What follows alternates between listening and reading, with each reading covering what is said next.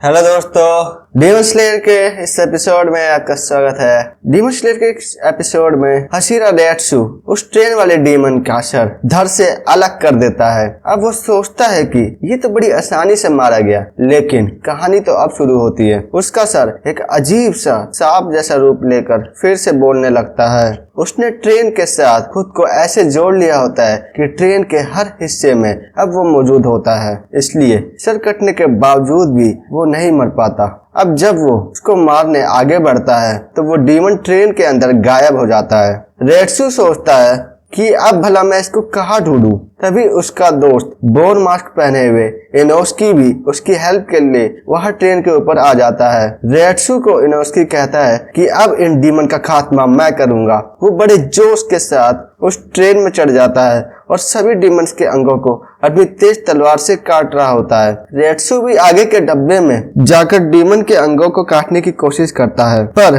काटते काटते भी वो अंग दोबारा से उग जाते हैं। रेट्सू सोच रहा होता है कि अगर मैं इन्हें काट भी दूं तो भी ये दोबारा उग रहे हैं। अब मैं क्या करूं? इस ट्रेन के डब्बे में रेट्सू की सिस्टर नेजुको भी सोए हुए लोगों की जान बचाने के लिए डीमन के उन अंगों को काट रही होती है। वो अपने तेज नाखून और अपनी तेजी से सभी डीमन के अंगों को बड़ी आसानी से काट रही होती है, पर डीमन के कुछ अंग नेजुको को पकड़ लेते हैं। अब वो मुसीबत में पड़ जाती है, तो नेजुको को बचाने के लिए उसका दोस्त जेनुत्सु अपनी लाइटनिंग स्पीड से आता है और डीमन के सभी अंगों को काट देता है जिससे नेजुको को पकड़ रखा था। वो जेनुत्सु नेजुको को कहता है कि टेंशन मत लो, अब मैं तुम्हें बचाऊंगा, लेकिन असल में वो ये सब नींद में बोल रहा होता है। नेजुको को ये सब काफी अजीब लगता है कि भला सोते हुए वो उसको कैसे बचाएगा। रेट्सू भी वहाँ डीमन के अंगों से जूझ रहा होता है। इसी बीच सबसे पावरफुल हशीरा रेनगेको की नींद खुल जाती है। अब वो भी जाग जाता है। वह अपनी फ्लेम फायर से डीमन के अंगों को अंदर से काटते हुए रेट्सू के पास पहुंच जाता है। अब दोनों मिलकर प्लानिंग करते हैं कि किसे क्या काम करना है और कौन ट्रेन के किस डब्बे में जाकर उससे लड़ेगा। अब रेनगेको बड़ी तेजी से अपने काम के लिए निकल जाता है जो उसने प्लान कर रखा था। इनोस्की अब ट्रेन के ऊपर जाकर डीमन की सबसे कमजोर हिस्से की पता लगाने की कोशिश करता है और उसे वो पता चल भी जाता है। वो ट्रेन के ऊपर दौड़ रहा होता है। वो रेट्सू को बताता है कि डीमन का सबसे कमजोर हिस्सा ट्रेन के सबसे आगे हिस्से में है, जहाँ पर डीमस ने अपना जाल फैला रखा था। इनोस्की को आगे के हिस्से में ट्रेन का पायलट मिलता है, वही डीमस का कमजोर कड़ी भी होती है।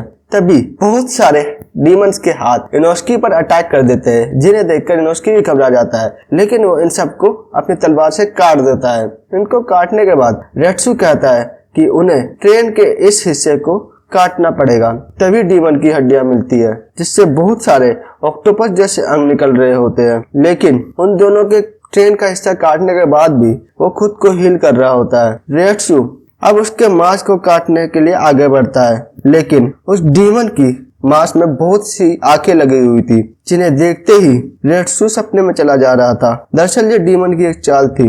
अब रेट्सू को खुद को जगाने के लिए बार बार सपने में अपनी गर्दन काटनी पड़ रही थी। ऐसा करते करते वो एक बार असल में भी अपनी गर्दन काटने वाला था, लेकिन उसका दोस्त इनोस्की उसे बचा लेता है, क्योंकि डीमन के सपने दिखाने का जादू इनोस्की पर काम नहीं करता है। लेकिन तभी पीछे से वो पायलट आकर इनोस्की को मारने जा रहा था, लेकिन उसका दोस्त रेट्सू उसके बीच आ जाता है और उसे लग जाती है।